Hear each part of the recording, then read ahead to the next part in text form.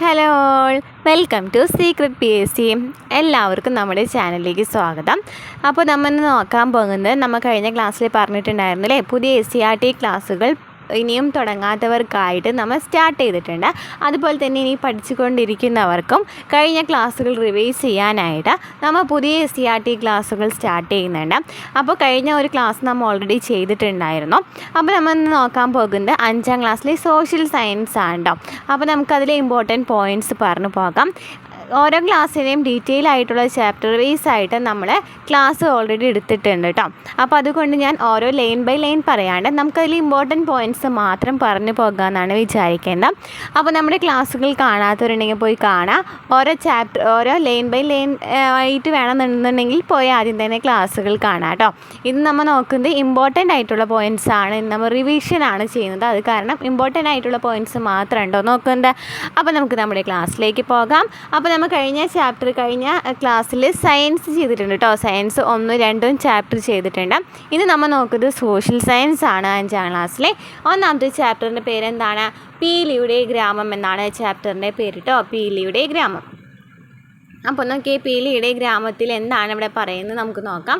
ഈ ചാപ്റ്ററിൽ അധികം ഇമ്പോർട്ടൻ്റ് ആയിട്ട് കുറച്ച് കാര്യങ്ങളെ വരുന്നുള്ളൂ. അത് നന്നായി പഠിച്ചു വയ്ക്കുക കേട്ടോ. ഇതര സംസ്ഥാനങ്ങളിൽ നിന്നും കേരളത്തിലേക്ക് അതിഥി തൊഴിലാളികൾ എത്തുന്നുണ്ട്.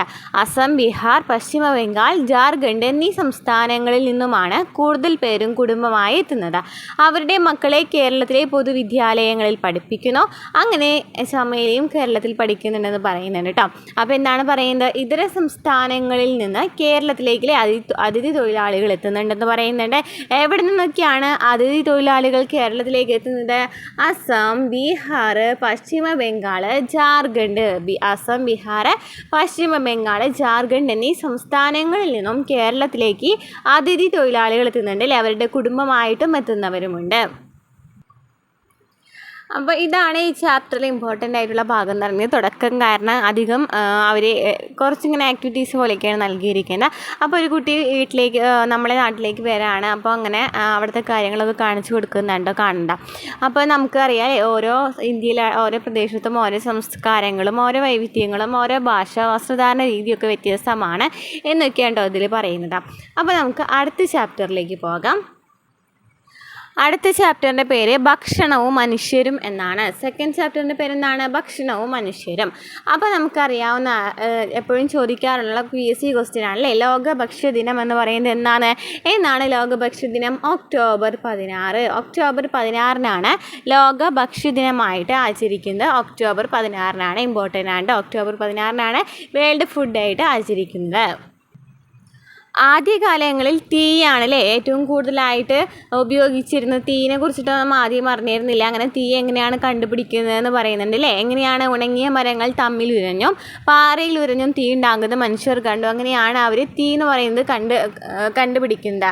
ഉണക്കമരം പാറയിൽ ഉരച്ചോ കല്ലുകൾ കൂട്ടിമുട്ടിച്ചോ തീ ഉണ്ടാക്കാമെന്ന് അങ്ങനെ അവർ മനസ്സിലാക്കുകയാണ് ചെയ്യുന്നത്. അങ്ങനെ തീ വന്നതോടുകൂടി അവർ ഭക്ഷണം വേവിച്ച് കഴിക്കാനായിട്ട് തുടങ്ങി. അങ്ങനെ തീയുടെ തുടക്ക ഭാഗം പറയുന്നുണ്ട്. അതുപോലെ തന്നെ നമുക്ക് നോക്കിയേ, ഭക്ഷ്യോൽപാദനം മനുഷ്യരോട് ഇത് ചോദിക്കാറുണ്ട് കേട്ടോ. മനുഷ്യരോട് ആദ്യം ഇണങ്ങിയതും മനുഷ്യൻ ആദ്യം ഇണക്കി വളർത്താൻ ആരംഭിച്ചതുമായ മൃഗം ഏതാണ്? നായയാണ് ആദ്യമായിട്ട് ഇണങ്ങിയതും മനുഷ്യർ ആദ്യം ഇണക്കി വളർത്താൻ ആരംഭിച്ചതുമായ മൃഗമാണ് നായ.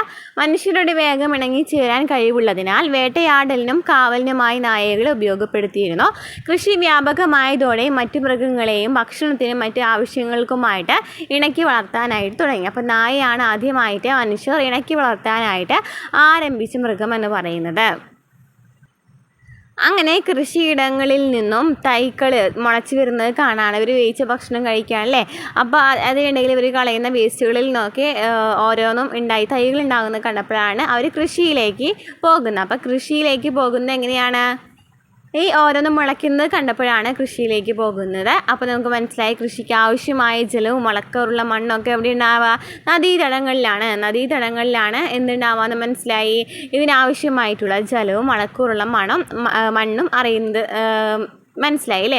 അങ്ങനെ അവർ നേരെ എങ്ങോട്ട് പോകുകയാണ്? കൃഷിയിടങ്ങൾക്ക് സമീപത്തായിട്ട് സ്ഥിരവാസം ആരംഭിക്കുകയാണ്. അപ്പോൾ എന്തുകൊണ്ടായിരിക്കണം അവർ കൃഷിയിടങ്ങൾക്ക് സമീപത്തായിട്ട് സ്ഥിരവാസമായിട്ടുണ്ടായിരിക്കുക? കൃഷിയിടങ്ങൾ സംരക്ഷിക്കാനായിട്ട്. അതുപോലെ തന്നെ ഭക്ഷണം തേടി അലഞ്ഞ് തിരയേണ്ടി വരില്ല അല്ലേ, തൊട്ടടുത്ത് തന്നെ കൃഷിയുള്ള കാരണം. അതുപോലെ തന്നെ ഭക്ഷ്യവസ്തുക്കളുടെ ലഭ്യത വർദ്ധിച്ചു, കൂടുതൽ വിശ്രമ സമയം കിട്ടി. അതിനൊക്കെ വേണ്ടിയിട്ടാണ് ഇവർ കൃഷിയിടങ്ങളുടെ അടുത്ത് പോയിട്ട് താമസിക്കുന്നത്. ഇനി എന്താണ് ആദ്യകാല കാർഷികോപകരണങ്ങൾ എന്ന് പറയുന്നത്? ആദ്യകാല കാർഷികോപകരണങ്ങൾ ഏതൊക്കെയാണ്? കമ്പ്, കല്ല്, കൊമ്പ്, എല്ല് എന്നിവയൊക്കെയായിരുന്നു ആദ്യകാല കാർഷികോപകരണങ്ങൾ. മണ്ണിളക്കി വിത്ത് കുഴിച്ചിടാൻ ഈ ഉപകരണങ്ങൾ സഹായകമായി. കമ്പ്, കല്ല്, കൊമ്പ്, എല്ല് എന്നിവയൊക്കെയായിരുന്നു മനുഷ്യരുടെ ആദ്യകാല കാർഷികോപകരണങ്ങൾ എന്ന് പറയുന്നത്. അങ്ങനെ ഇവർ ബാക്കിയായ ഭക്ഷ്യവസ്തുക്കളൊക്കെ എന്തിലായിരുന്നു സൂക്ഷിച്ചു വെച്ചിരുന്നതെന്ന് പറയുന്നുണ്ട്. മൺപാത്രങ്ങൾ, മൃഗത്തോൽ കൊണ്ട് നിർമ്മിച്ച സഞ്ചികൾ, ഈറ കൊണ്ട് നിർമ്മിച്ച കുട്ടകൾ എന്നിവയിലൊക്കെയാണ് ഭക്ഷണങ്ങൾ സൂക്ഷിച്ച് വെച്ചിട്ടുണ്ടായിരുന്നത്. ഓക്കെ, നമ്മൾ ഓരോ ഭാഗത്തെക്കുറിച്ചിട്ടും ഡീറ്റെയിൽ ആയിട്ട് നമ്മൾ എടുത്തിട്ടുണ്ട്. അതിൻ്റെ ലിങ്കൊക്കെ ഞാൻ ക്ലാസ്സിൽ നൽകാവുന്നതാണ്. ഡിസ്ക്രിപ്ഷൻ ബോക്സിലോ അല്ലെങ്കിൽ കമൻറ്റിലായിട്ടും നമ്മൾ അറിയിക്കുന്നതാണ് കേട്ടോ. അപ്പോൾ ആ ക്ലാസ്സുകൾ പോയി കാണാം കേട്ടോ. ഞാൻ ഇതിൽ ഇമ്പോർട്ടൻ്റ് ആയിട്ടുള്ള മെയിൻ പോയിൻറ്റ്സ്, ടേബിൾ വൈസ് ഒക്കെ വരുന്ന പോയിൻറ്റ്സാണ് എടുത്ത് പറയുന്നത്. ഓക്കെ, അപ്പോൾ എന്താണ് ധാന്യപ്പുര എന്ന് വെച്ചാൽ? പ്രാചീന ഇന്ത്യയിൽ നിലനിന്നിരുന്ന നദീതട സംസ്കാരമായിരുന്നു സിന്ധു നദീതട സംസ്കാരം. നമുക്കറിയാമല്ലേ, സിന്ധു നദീതട സംസ്കാരം അല്ലെങ്കിൽ ഹരപ്പൻ സംസ്കാരം എന്ന് പറയുന്നത് പ്രാചീന ഇന്ത്യയിൽ നിലനിന്നിരുന്ന നദീതട സംസ്കാരമാണ്. ഇവിടുത്തെ ഏറ്റവും പ്രധാന സവിശേഷതകളിൽ ഒന്നാണ് ധാന്യപ്പുര. അവ ഇഷ്ടിക കൊണ്ട് കെട്ടിയുണ്ടാക്കിയതായിരുന്നു. വിദൂര ഗ്രാമങ്ങളിൽ നിന്ന് ധാന്യങ്ങൾ കൊണ്ടുവന്ന് ഈ ധാന്യപ്പുരകളിൽ സൂക്ഷിച്ചു വെച്ചിരുന്നു. അപ്പോൾ ഇഷ്ടിക കൊണ്ട് കെട്ടിയുണ്ടാക്കിയതായിരുന്നു അല്ലേ ധാന്യപ്പുര എന്ന് പറയുന്നത്. അങ്ങനെ വിദൂര ഗ്രാമങ്ങളിൽ നിന്നും ധാന്യങ്ങൾ കൊണ്ടുവന്ന് ധാന്യപ്പുരകളിൽ സൂക്ഷിച്ചു വെച്ചിരുന്നു എന്നാണ് പറയുന്നത്. ഇനി ദക്ഷിണേന്ത്യയിൽ എങ്ങനെയാണ് ഭക്ഷ്യവസ്തുക്കളുടെ കൈമാറ്റം നടത്തിയിരുന്നത്? ഏകദേശം 1500 വർഷങ്ങൾക്ക് മുമ്പ് ദക്ഷിണേന്ത്യയിൽ ഭക്ഷ്യവസ്തുക്കളുടെ കൈമാറ്റം നിലനിന്നിരുന്നതായിട്ട് സംഘകാല കൃതികളിൽ സൂചിപ്പിക്കുന്നുണ്ട്. അപ്പോൾ എന്താണ് പറയുന്നത്? ഭക്ഷ്യവസ്തുക്കളുടെ കൈമാറ്റം അല്ലേ, ഭക്ഷ്യവസ്തുക്കളുടെ കൈമാറ്റം ആദ്യം ഉണ്ടായിരുന്നു എന്ന് പറയുന്നുണ്ട്. ഓരോ പ്രദേശത്തുള്ളവരും മറ്റു പ്രദേശങ്ങളിലുള്ളവർക്ക് അവർ സമാഹരിച്ച ഭക്ഷ്യവസ്തുക്കൾ കൈമാറുകയും അവരിൽ നിന്ന് തങ്ങൾക്ക് ആവശ്യമുള്ളവ സ്വീകരിക്കുകയും ചെയ്തിരുന്നു. കടൽ തീരത്ത് താമസിച്ചിരുന്നവർ മറ്റു പ്രദേശങ്ങളിലുള്ളവർക്ക് ഉണക്ക മത്സ്യവും ഉപ്പും കൈമാറി പകരം മറ്റുള്ളവരിൽ നിന്ന് മറ്റ് ഭക്ഷ്യവസ്തുക്കളും വനവിഭവങ്ങളും സ്വീകരിച്ചിരുന്നു. വനപ്രദേശങ്ങളിലുള്ളവർ ഇതര പ്രദേശങ്ങളിലുള്ളവർക്ക് വനവിഭവങ്ങൾ കൈമാറി. സമതലങ്ങളിൽ താമസിച്ചിരുന്നവർ തങ്ങളുടെ കാർഷികോൽപ്പന്നങ്ങൾ ഇതര പ്രദേശങ്ങളിലേക്ക് കൈമാറുകയും ചെയ്തിരുന്നു. അതായത് എന്താ പറയുന്നത്, ഒരാളുടെ എന്താണോ കൂടുതലായിട്ടുണ്ടായിരിക്കുക അത് അപ്പുറത്തെ ആൾക്കാർക്ക് വേറെ ആൾക്കാർക്ക് കൈമാറ്റം ചെയ്യുകയാണ് ചെയ്യുന്നത്. അപ്പോൾ നമുക്ക് വേറെ ഒന്നും വാങ്ങിക്കേണ്ടതായിട്ട് വരുന്നില്ല, ഓരോന്നും അങ്ങോട്ടും ഇങ്ങോട്ടും കൈമാറ്റം ചെയ്യപ്പെടുകയാണ് ചെയ്യുന്നത്. അതായത് ഇപ്പോൾ നമ്മൾ സമതലങ്ങളിൽ താമസിക്കുകയാണെങ്കിൽ അവിടെ കൂടുതലും കാർഷികോൽപ്പന്നങ്ങളായിരിക്കാം, അവർ വേറെ പ്രദേശങ്ങളിലുള്ളവർക്ക് കൈമാറ്റം ചെയ്യും. വനത്തിൽ താമസിച്ചിരിക്കുന്നവർക്ക് വനവിഭവങ്ങളായിരിക്കാം. അപ്പോൾ ഇവർ അങ്ങോട്ടും ഇങ്ങോട്ടും എന്താണ് കൈമാറ്റം ചെയ്യപ്പെടുകയാണ് ചെയ്യുന്നത്. അപ്പോൾ എന്താണ് കൈമാറ്റ സമ്പ്രദായം എന്ന് പറയുന്നത്? നാണയ വ്യവസ്ഥ നിലവിൽ വരുന്നതിന് മുമ്പ് സാധനങ്ങൾ പരസ്പരം കൈമാറ്റം ചെയ്യപ്പെടുന്ന രീതിയാണ് ഉണ്ടായിരുന്നത്. ഈ കൈമാറ്റ രീതിയാണ് ബാർട്ടർ സമ്പ്രദായം എന്ന് പറയുന്നത്. അപ്പോൾ കൈമാറ്റ സമ്പ്രദായത്തെയാണ് എന്നറിയപ്പെടുന്നത് ബാർട്ടർ സമ്പ്രദായം എന്നറിയപ്പെടുന്നത് കൈമാറ്റ സമ്പ്രദായത്തെയാണ്. പ്രാചീന കാലം മുതൽ തന്നെ നമ്മുടെ നാടിനെ വിദൂര ദേശങ്ങളായിട്ട് സാധനങ്ങളുടെ കൈമാറ്റം ഉണ്ടായിരുന്നു. ഏതൊക്കെ രാജ്യങ്ങളായിട്ടായിരുന്നു നോക്കിയേ? റോമക്കാർ, ചൈനക്കാർ, അറബികൾ, പേർഷ്യക്കാർ, ജൂതർ എന്നിവരായിട്ടും പ്രധാനമായിട്ടും കൈമാറ്റം ചെയ്തിരുന്നു അല്ലേ. ഏതൊക്കെയാണ്? റോമക്കാർ, ചൈനക്കാർ, അറബികൾ, പേർഷ്യർ, ജൂതർ എന്നിവരായിട്ടൊക്കെ കൈമാറ്റം ചെയ്തിരുന്നു. ഇന്ത്യയിൽ നിന്ന് മറ്റു പ്രദേശങ്ങളിലേക്ക് പ്രധാനമായിട്ടും കൈമാറ്റം ചെയ്യപ്പെട്ടത് എന്തൊക്കെയാണ്? കുരുമുളക്, ഏലം, ഇഞ്ചി, ഗ്രാമ്പു, കറുവാപ്പട്ട തുടങ്ങിയ സുഗന്ധ വ്യഞ്ജനങ്ങളായിരുന്നു. അപ്പോൾ നമുക്കറിയാം കറുത്ത പൊന്നറിയപ്പെടുന്നത് കുരുമുളകാണ്, ചോദിക്കാറുണ്ട്. കറുത്ത പൊന്നറിയപ്പെടുന്നത് കുരുമുളകാണ്. ഇന്ത്യയിൽ കൂടുതലായിട്ടുണ്ടായിരുന്നത് ഈ സുഗന്ധ വ്യഞ്ജനങ്ങളും ഏലം, കറുവാപ്പട്ട, കുരുമുളക്, ഇഞ്ചിയൊക്കെയാണ് ഉണ്ടായിരുന്നത്. അപ്പോൾ വാസ്കോ ഡ ഗാമയുടെ ഒരു കഥ പറഞ്ഞിരുന്ന ഓർമ്മ ഉണ്ടാവില്ലേ? വാസ്കോ ഡ ഗാമ ഇവിടെ വന്നിട്ട് ആള് യാത്രയ്ക്ക് ചിലവാക്കിയതിനേക്കാളും എത്രയോ ഇരട്ടി സാധനങ്ങളാണ് കൊണ്ടുപോയിരുന്നതെന്ന് പറയുന്നുണ്ട് അല്ലേ. അതേ നോക്കി സൈഡിൽ പറയുന്നുണ്ട്, ഇന്ത്യയിലെത്തിയ പോർച്ചുഗീസ് സഞ്ചാരിയായ വാസ്കോ ഡ ഗാമ തിരികെ യൂറോപ്പിലേക്ക് പോയപ്പോൾ യാത്രാ ചിലവിൻ്റെ 60 ഇരട്ടി വിലയുടെ ചരക്കുകൾ കൊണ്ടുപോയിരുന്നതായിട്ട് ചരിത്രരേഖകളിൽ പറയുന്നുണ്ട്. ഇനി നോക്കിയേ, പേരയ്ക്ക, പപ്പായ, കൈതച്ചക്ക, കശുവണ്ടി, മരച്ചീനി, അതുപോലെ തന്നെ ഉരുളക്കിഴങ്ങൊക്കെ ഓരോ രാജ്യങ്ങളിൽ നിന്നും വന്നിട്ടുണ്ടായിരിക്കുന്ന പോലെ പേരയ്ക്ക എന്ന് പറയുന്നത് ജന്മദേശം പറയുന്നത് മെക്സിക്കോയാണ്. പേരയ്ക്കയുടെ ജന്മദേശം പറയുന്നത് ഏതാണ്? മെക്സിക്കോയാണ്. അതുപോലെ തന്നെ പപ്പായ, കൈതച്ചക്ക, കശുവണ്ടി, മരച്ചീനി, ഉരുളക്കിഴങ്ങൊക്കെ ഓരോ ഇതിൽ നിന്നും വന്നിട്ടുള്ളതായിരിക്കും അല്ലേ. അപ്പം നമ്മൾ പറഞ്ഞു കറുത്ത പൊന്ന് എന്നറിയപ്പെടുന്നത് കുരുമുളകാന്ന് പറഞ്ഞു അല്ലേ. അപ്പം സുഗന്ധവ്യഞ്ജനങ്ങളുടെ രാജാവ് എന്നറിയപ്പെടുന്നത് ഏതാണ്? സുഗന്ധവ്യഞ്ജനങ്ങളുടെ രാജാവ് എന്നറിയപ്പെടുന്നത് ഏതാണ്? കുരുമുളകാണ്. സുഗന്ധവ്യഞ്ജനങ്ങളുടെ രാജാവ് എന്നറിയപ്പെടുന്നത് കുരുമുളകിനെയാണ്. നമുക്കറിയാമല്ലേ, കറുവാപ്പട്ട ലഭിക്കുന്നത് എവിടെ നിന്നാണ്? കറുവാപ്പട്ട ലഭിക്കുന്നത് മരങ്ങളുടെ പുറന്തൊലിയിൽ നിന്ന് ലഭിക്കുന്നതാണ് അല്ലേ കറുവാപ്പട്ട എന്ന് പറയുന്നത്. അതുപോലെ തന്നെ കറുവാത്തോട്ടം സ്ഥിതി ചെയ്യുന്നത് എവിടെയാണ്? കണ്ണൂർ ജില്ലയിലെ അഞ്ചരക്കണ്ടിയിലാണ് കേട്ടോ. ഇമ്പോർട്ടൻ്റ് ആണ് കേട്ടോ. അപ്പോൾ നമുക്ക് ഇതുമായിട്ട് ബന്ധപ്പെട്ട് നോക്കുകയാണെന്നുണ്ടെങ്കിൽ എവിടെയാണ് ഈ കണ്ണൂർ ജില്ല എന്നിട്ടാണ് നമ്മളുടെ ഈ കറുവാപ്പട്ട ഫേമസ് എന്ന് പറയുന്നത് എവിടെയാണെന്ന് ചോദിക്കാറുണ്ട്. നമുക്കറിയാം കുരുമുളക് എന്ന് പറയുന്നത് എവിടെയായിരിക്കാം? കുരുമുളകിൻ്റെ ജന്മദേശം എന്ന് പറയുന്നത് ദക്ഷിണേന്ത്യ തന്നെയാണ്. ഇനി കറുവാപ്പട്ട എന്ന് പറയുന്നത് കണ്ണൂർ ജില്ലയിലെ എവിടെയാണ്? അഞ്ചരക്കണ്ടിയിൽ കേട്ടോ.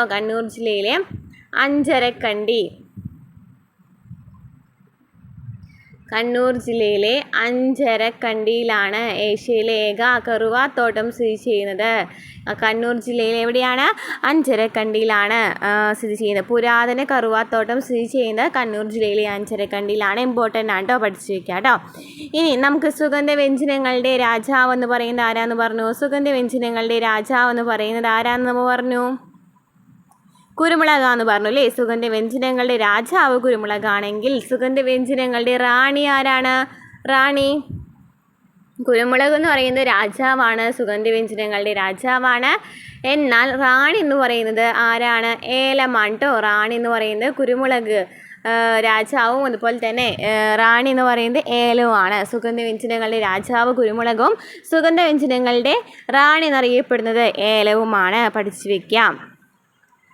അപ്പോൾ അതും ഈ ഏലം എന്നൊക്കെ പറയുന്നതൊക്കെ ഇന്തോനേഷ്യ തന്നെയാണ്. ഇന്തോനേഷ്യയ്ക്കാണ് അതിൻ്റെയും ജന്മദേശം എന്ന് പറയുന്നത്. പിന്നെ നമ്മൾ എന്താണ് പറഞ്ഞത്? ഗ്രാമ്പൂ അല്ലേ. ഗ്രാമ്പൂ എന്ന് പറയുന്നത് രണ്ടാമത്തെ സുഗന്ധവ്യഞ്ജനമാണ് കേട്ടോ. പ്രാധാന്യമുള്ള രണ്ടാമത്തെ സുഗന്ധവ്യഞ്ജനം ചോദിക്കുകയാണെന്നുണ്ടെങ്കിൽ ഗ്രാമ്പാണ്. നമുക്കറിയാമല്ലേ മസാലകളിലൊക്കെയാണ് ഉപയോഗിക്കുന്നത്. അതിൻ്റെ പൂമുട്ടുകളൊക്കെ ഉണക്കിയെടുത്തിട്ടാണല്ലേ ഉപയോഗിക്കുന്നത്. ഇനി ഇഞ്ചിയുടെ ജന്മദേശവും മലേഷ്യ ആണെന്നാണ് പറയുന്നത്. അതുപോലെ തന്നെ ഇഞ്ചി നമുക്കറിയാമല്ലേ ഔഷധമായിട്ടും സുഗന്ധവ്യഞ്ജനമായിട്ടൊക്കെ ഉപയോഗിക്കുന്നുണ്ട്. ഇനി കറുത്ത പൊന്നറിയപ്പെടുന്ന ഏതാണ്? കുരുമുളകാണെന്ന് പറഞ്ഞു. കറുത്ത പൊന്നറിയപ്പെടുന്നത് കുരുമുളകാണ് എന്ന് പറഞ്ഞു. ഇനി നമുക്ക് ഓരോ രാജ്യത്തിൻ്റെയും ഇതുണ്ട് അല്ലേ. ഓരോ രാജ്യവും ഏതൊക്കെ ഏത് രാജ്യത്തിൽ നിന്നൊക്കെയാണ് ഇതൊക്കെ കൊണ്ടുവന്നിരുന്നത്, ഏത് ഭക്ഷ്യവിഭവങ്ങൾ കൊണ്ടുവന്നതെന്ന് ചോദിക്കുന്നുണ്ട് അല്ലേ. അപ്പോൾ നമുക്ക് നോക്കാം, ഓരോന്നായിട്ട് നമുക്ക് നോക്കാം. മരച്ചീനി ചോദിക്കാറുണ്ട് കേട്ടോ. മരച്ചീനി എവിടെ നിന്നാണ്? മരച്ചീനിയുടെ ജന്മദേശം എന്ന് പറയുന്നത് എവിടെയാണ്? മരച്ചീനിയുടെ ജന്മദേശം എന്ന് പറയുന്നത് എവിടെയാണ്? തെക്കേ അമേരിക്കയാണ്. തെക്കേ അമേരിക്കയാണ് മരച്ചീനിയുടെ ജന്മദേശം. തെക്കേ അമേരിക്ക. ഓക്കെ, തെക്കേ അമേരിക്കയാണ് മരച്ചീനിയുടെ ജന്മദേശം. തെക്കേ അമേരിക്കയാണ്. ഓക്കെ. ഇനി അതുപോലെ തന്നെ മരച്ചീനി ആദ്യത്തെ കിഴങ്ങ് ഗവേഷണ കേന്ദ്രം എവിടെയാണ്? നമുക്കറിയാമല്ലേ ശ്രീകാര്യമാണ് മരച്ചീനി ഗവേഷണ കേന്ദ്രം എന്നൊക്കെ അറിയപ്പെടുന്നത്. നമുക്കറിയാം കേരളത്തിൽ ചോദിക്കുകയാണെന്നുണ്ടെങ്കിൽ ശ്രീകാര്യമാണല്ലേ. തിരുവനന്തപുരത്ത് ശ്രീകാര്യമാണ്. അപ്പോൾ തിരുവനന്തപുരത്ത് തന്നെയാണ് കിഴങ്ങ് ഗവേഷണ കേന്ദ്രം ആദ്യമായിട്ട് കണ്ടുപിടിച്ചിട്ടുള്ളത് കേട്ടോ. വിശാഖം തിരുനാളായിരുന്നു അല്ലേ മരച്ചീനി ആദ്യമായിട്ട് കേരളത്തിലേക്ക് കൊണ്ടുവന്നത്. അപ്പം അതും കൂടെ പഠിച്ചു വയ്ക്കാം കേട്ടോ. അതുമായിട്ട് ബന്ധപ്പെട്ട് അതും കൂടി പഠിച്ചു വയ്ക്കാം. ഇനി പപ്പായ എന്ന് പറയുന്നത് എവിടുത്തെ ജന്മദേശമാണ്? പപ്പായയുടെ ജന്മദേശം ഏതാണ്? അമേരിക്കയാണ് കേട്ടോ. അമേരിക്കയാണ് പപ്പായയുടെ ജന്മദേശം എന്ന് ചോദിക്കുകയാണെന്നുണ്ടെങ്കിൽ അമേരിക്കയാണ് പപ്പായയുടെ ജന്മദേശം എന്ന് പറയുന്നത്. അതുപോലെ തന്നെ കൈതച്ചക്കയുടെ ജന്മദേശം എന്ന് പറയുന്നത് ഏതാണ്? ബ്രസീലാണ്. നമുക്ക് പഴയ സിയാട്ടിലൊക്കെ ഇത് നൽകിയിട്ടുണ്ടായിരുന്നു കേട്ടോ. പുതിയ സിയാട്ടിൽ ഏതാ രാജ്യമെന്ന് നൽകിയിട്ടില്ല. പഴയ സിയാട്ടിൽ നിന്നും നന്നായി ക്വസ്റ്റ്യൻസ് ചോദിക്കുന്നുണ്ട് കേട്ടോ. നമ്മൾ ഓൾറെഡി എടുക്കുന്നുണ്ട്. പഴയ സിയാട്ടുകളും എടുക്കുന്നുണ്ട്. പുതിയ സിയാട്ട് ക്ലാസ്സുകൾ കാണാത്തിട്ടുണ്ടെങ്കിൽ പോയി കാണാം കേട്ടോ. കൈതച്ചക്കയാണ് അല്ലേ എന്ന് പറയുന്നത് സ്വർഗീയ ഫലം എന്ന് പറയുന്നത്. കൈതച്ചക്കയാണ് എന്നറിയപ്പെടുന്നത് സ്വർഗീയ ഫലം എന്നറിയപ്പെടുന്നത് കൈതച്ചക്കനെയാണോ. സ്വർഗീയ ഫലം എന്നൊക്കെ അറിയപ്പെടുന്നത് കൈതച്ചക്കനെയാണ്. ഓക്കെ, അപ്പോൾ നമുക്ക് കൈതച്ചക്ക പറഞ്ഞു ബ്രസീലാണ്, പപ്പായ അമേരിക്ക എന്ന് പറഞ്ഞു, മരച്ചീനി തെക്കേ അമേരിക്ക എന്ന് പറഞ്ഞു അല്ലേ. ഇനി പേരക്കയുടെ എവിടെയാണ്? പേരക്കയുടെ മെക്സിക്കോ ആണോ. പേരക്കയുടെ ജന്മദേശം പറയുന്നത് മെക്സിക്കോയാണ്. പേരക്കയുടെ ജന്മദേശം പറയുന്നത് മെക്സിക്കോയാണ്. പേരക്കയുടെ ജന്മദേശം എന്ന് പറയുന്നത് മെക്സിക്കോയാണ്. ഓക്കെ, ഇനി കശുവണ്ടി ചോദിച്ചിട്ടുണ്ടല്ലോ. കശുവണ്ടി ബ്രസീൽ തന്നെയാണോ. കശുവണ്ടി എന്ന് പറയുന്നത് ബ്രസീൽ തന്നെയാണ് കശുവണ്ടി. അതുപോലെ തന്നെ നമ്മൾ എന്താണ് പറഞ്ഞത്? കൈതച്ചക്ക ഒക്കെ പറഞ്ഞത് എവിടെയാണ്? ബ്രസീലാണ് പറഞ്ഞത്. ഇനി ഉരുളക്കിഴങ്ങിൻ്റെ ജന്മദേശം എന്ന് പറയുന്നത് പെറു ആണ് കേട്ടോ. പെറു ആണ് ഉരുളക്കിഴങ്ങിൻ്റെ ജന്മദേശം എന്ന് പറയുന്നത്. ഉരുളക്കിഴങ്ങിൻ്റെ ജന്മദേശം എന്ന് പറയുന്നത്. അപ്പോൾ എന്തൊക്കെയാണ്? പേരക്ക മെക്സിക്കോയാണ്, പപ്പായ അമേരിക്കയാണ്, കൈതച്ചക്ക ബ്രസീൽ, കശുവണ്ടി ബ്രസീൽ, മരച്ചീനി തെക്കേ അമേരിക്ക, ഉരുളക്കിഴങ്ങ് പെറു. ക്ലിയർ ആയല്ലോ അല്ലേ? ഇനി നെക്സ്റ്റ് എന്താണ് പറയുന്നത്? ഭക്ഷണവും അസമത്വവുമായി ബന്ധപ്പെട്ടിട്ട് അല്ലേ. ഭക്ഷണവുമായി ബന്ധപ്പെട്ട അസമത്വങ്ങൾ ഉണ്ടായിരുന്നു എന്നാണ് പറയുന്നത്. ഭക്ഷണവുമായി ബന്ധപ്പെട്ട് നമ്മുടെ നാട്ടിൽ പലതരത്തിലുള്ള അസമത്വങ്ങൾ നിലനിന്നിരുന്നു. സാമൂഹികമായ അസമത്വങ്ങൾ എല്ലാ വിഭാഗം ജനങ്ങളും ഒരുമിച്ചിരുന്ന് ഭക്ഷണം കഴിക്കുന്നതിൽ തടസ്സമുണ്ടാക്കി. ഈ വിവേചനത്തിനെതിരെ സാമൂഹിക പരിഷ്കർത്താവായ സഹോദരൻ അയ്യപ്പൻ്റെ നേതൃത്വത്തിൽ എറണാകുളത്തെ ചെറായിയിൽ മിശ്രഭോജനം നടത്തുകയുണ്ടായിരുന്നു. അപ്പം മിശ്രഭോജനം എന്ന് പറയുന്നത് ആരുടെയാണ്? സഹോദരൻ അയ്യപ്പൻ്റെയാണ്. ഇമ്പോർട്ടൻ്റ് ആണ്. മിശ്രഭോജനം ഇമ്പോർട്ടൻ്റ് ആണ്, പഠിച്ചു വയ്ക്കുക. സഹോദരൻ അയ്യപ്പൻ്റെയാണ്. 1917 മെയ് 29 വിവിധ ജാതിക്കാരെ ഒന്നിച്ചിരുത്തി സഹോദരൻ അയ്യപ്പൻ്റെ നേതൃത്വത്തിൽ എറണാകുളം ജില്ലയിലെ ചെറായിയിൽ മിശ്രഭോജനം സംഘടിപ്പിച്ചത്. എല്ലാ വിഭാഗം ജനങ്ങൾക്കും ഒന്നിച്ചിരുന്ന് ഭക്ഷണം കഴിക്കുന്നതിനുള്ള അവകാശം നിഷേധിക്കപ്പെട്ടതിനെതിരെയാണ് ഈ സമരം നടത്തിയത്. മിശ്രഭോജനത്തിന് നേതൃത്വം കൊടുത്തതിനാൽ ശക്തമായ എതിർപ്പ് സഹോദരൻ അയ്യപ്പനെ നേരിടേണ്ടതായി വന്നു. കേരളത്തിൽ നിലനിന്നിരുന്ന സാമൂഹികമായ അസമത്വത്തെയാണ് ഇത് വെളിവാക്കുന്നത്. ജാതി വ്യവസ്ഥയാണ് ഈ അസമത്വത്തിന് കാരണമായത്. അപ്പോൾ സഹോദരൻ അയ്യപ്പനെ കുറിച്ച് പറയുകയാണെന്നുണ്ടെങ്കിൽ 1917 മെയ് 29 ആദ്യമായിട്ട് ചെറായിൽ മിശ്രഭോജനം നടത്തിയത് ആരാണ്? സഹോദരൻ അയ്യപ്പനാണ്. അദ്ദേഹം ഇങ്ങനൊരു മിശ്രഭോജനം നടത്തിയതിലൂടെ അദ്ദേഹത്തിന് കുറേ എതിർപ്പുകളൊക്കെ നേരിടേണ്ടി വന്നിട്ടുണ്ടായിരുന്നു അല്ലേ. അപ്പോൾ ഓക്കെ, പഠിച്ചു വയ്ക്കുക. 1917 മെയ് 29 മിശ്രഭോജനം നടന്നത്. ഇനി നോക്കിയേ, ബംഗാളിലെ ഭക്ഷ്യക്ഷാമത്തെക്കുറിച്ച് പറയുന്നുണ്ട്. ബ്രിട്ടീഷ് ഭരണകാലത്തെ അമിതമായ സാമ്പത്തിക ചൂഷണം ഇന്ത്യയിലെ ഭക്ഷ്യക്ഷാമത്തിന് കാരണമാവുകയും തൽഫലമായിട്ട് നിരവധി പേർ മരണപ്പെടുകയും ചെയ്തു. ഇതിൻ്റെ ഉദാഹരണമാണ് 1943 ബംഗാളിലുണ്ടായ ഭക്ഷ്യക്ഷാമം. 1943 ബംഗാളിലുണ്ടായ ഭക്ഷ്യക്ഷാമം എന്ന് പറയുന്നത് എന്താണ്? ഭക്ഷ്യക്ഷാമത്തിൻ്റെ ഫലമായി കുറേ പേർ മരിക്കുകയാണല്ലേ. ബംഗാളിലെ ജനങ്ങളുടെ പ്രധാന ഉപജീവന മാർഗം കൃഷിയായിരുന്നു. ബംഗാൾ തീരത്തുണ്ടായ ശക്തമായ കൊടുങ്കാറ്റിൻ്റെ ഫലമായി അവിടുത്തെ നെൽകൃഷി വ്യാപകമായി നശിച്ചു. ഇതിനെ തുടർന്ന് ബംഗാളിൽ ഭക്ഷ്യക്ഷാമം ഉണ്ടായി. ഈ ക്ഷാമക്കാലത്ത് ഏകദേശം 30 ലക്ഷം പേർ പട്ടിണി മൂലം മരണപ്പെട്ടു. അപ്പോൾ എന്താണ് പറയുന്നത്? ബംഗാളിലെ ഭക്ഷ്യക്ഷാമം ഉണ്ടായിട്ടുണ്ടായിരുന്നു. ബംഗാൾ തീരത്തുണ്ടായ ശക്തമായ കൊടുങ്കാറ്റിൻ്റെ ഫലമായിട്ട് കൃഷി നശിച്ചതായിരുന്നു ഇതിനെ കാരണം എന്ന് പറയുന്നത്. അതുപോലെ തന്നെ സമ്പത്തിൻ്റെ വിതരണത്തിലുള്ള അസമത്വമാണ് പട്ടിണിക്ക് മറ്റൊരു കാരണമെന്ന് പറയുന്നത്. അപ്പോൾ ഒന്നില്ലാന്നുണ്ടെങ്കിൽ എന്താവാം? അസമത്വം ഉണ്ടായിരുന്നു എന്ന് പറഞ്ഞു അല്ലേ. പണക്കാരനും പാവപ്പെട്ടവരെന്ന് പറയുന്ന ഒരു അസമത്വം ഉണ്ടായിരുന്നു. അതുപോലെ തന്നെ സമ്പത്തിൻ്റെ വിതരണത്തിലുള്ള അസമത്വം ഉണ്ടായിരുന്നു എന്ന് പറയുന്നുണ്ട്. ഓക്കെ, ഒക്ടോബർ 16 ലോക ഭക്ഷ്യദിനം. ഇമ്പോർട്ടൻ്റ് ആണ്, നമ്മൾ പറഞ്ഞു അല്ലേ. ഒക്ടോബർ 16 ലോക ഭക്ഷ്യദിനം. ദാരിദ്ര്യ നിർമ്മാർജ്ജനത്തിനായിട്ട് വിവിധ പദ്ധതികൾ നടപ്പിലാക്കിയ മാതൃകാ സംസ്ഥാനമാണ് അല്ലേ കേരളം എന്ന് പറയുന്നത്. അപ്പോൾ കുടുംബശ്രീ മിഷൻ എന്ന് പറയുന്നത് എന്താണ് ചോദിക്കാറുണ്ട് കേട്ടോ. ദാരിദ്ര്യ നിർമ്മാർജ്ജനത്തിനായിട്ട് കേരള സർക്കാർ രൂപം കൊടുത്തിട്ടുള്ള പദ്ധതി ഏതാണ്? കുടുംബശ്രീ മിഷനാണ്. ഇമ്പോർട്ടൻ്റ് ആണ്. ദാരിദ്ര്യ നിർമ്മാർജ്ജനത്തിനായിട്ട് കേരള സർക്കാർ രൂപം കൊടുത്തിട്ടുള്ള പദ്ധതിയാണ് കുടുംബശ്രീ മിഷൻ. നെക്സ്റ്റ്, ദേശീയ ഭക്ഷ്യസുരക്ഷാ നിയമം നിലവിൽ വന്നത് എന്നാണ്? 2013 ദേശീയ ഭക്ഷ്യസുരക്ഷാ നിയമം നിലവിൽ വന്നത്. 2013 ഇന്ത്യയിലെ ദേശീയ ഭക്ഷ്യസുരക്ഷാ നിയമം 2013 നിലവിൽ വന്നത്. എല്ലാവർക്കും ഭക്ഷ്യസുരക്ഷ ഉറപ്പാക്കുക എന്നതാണ് നിയമത്തിൻ്റെ ലക്ഷ്യം. ഈ ലക്ഷ്യം മുൻനിർത്തി പ്രവർത്തിക്കുന്ന ശക്തമായ ഒരു പൊതുവിതരണ സംവിധാനം നമ്മുടെ രാജ്യത്ത് നിലവിലുണ്ട്. അപ്പോൾ ദേശീയ ഭക്ഷ്യസുരക്ഷാ നിയമം 2013 ആക്റ്റാണ് എല്ലാവർക്കും ഭക്ഷ്യസുരക്ഷ ഉറപ്പാക്കുക എന്നാണ് ദേശീയ ഭക്ഷ്യസുരക്ഷാ നിയമത്തിൽ പറയുന്നത്. ഓക്കെ, നെക്സ്റ്റ് 2023 പ്രാധാന്യം എപ്പോഴും ചോദിക്കാറുണ്ട് അല്ലേ. അപ്പം നമ്മൾ വിചാരിക്കും കറണ്ട് അഫെയർ ആയിട്ടാണ് ചോദിക്കണേന്ന്. പക്ഷേ നമുക്ക് ടെക്സ്റ്റ് ബുക്കിൽ കറക്റ്റ് എടുത്ത് പറയുന്നുണ്ട്. 2013 എന്ന് പറയുന്നത് അന്താരാഷ്ട്ര ചെറുധാന്യ വർഷമാണ്. ഇതെല്ലാ ക്വസ്റ്റ്യൻ പേപ്പറിലും കഴിഞ്ഞ ഒരു 3-4 ക്വസ്റ്റ്യൻ പേപ്പറിലും ചോദിച്ചിട്ടുണ്ട്. കഴിഞ്ഞ ഇപ്പോഴത്തെ നടക്കുന്ന എക്സാമുകളിലൊക്കെ ചോദിച്ചിട്ടുണ്ട്. അന്താരാഷ്ട്ര ചെറുധാന്യ വർഷം എന്നാണ് 2023. ഐക്യരാഷ്ട്ര സംഘടനയുടെ നിർദ്ദേശപ്രകാരം 2023 അന്താരാഷ്ട്ര ചെറുധാന്യ വർഷമായിട്ട് തിരഞ്ഞെടുക്കപ്പെട്ടു. ചെറുധാന്യങ്ങളുടെ ഉൽപ്പാദനവും ഉപഭോഗവും പ്രോത്സാഹിപ്പിക്കുന്നതാണ് അന്താരാഷ്ട്ര ചെറുധാന്യ വർഷാചരണത്തിന്റെ പ്രധാന ലക്ഷ്യം.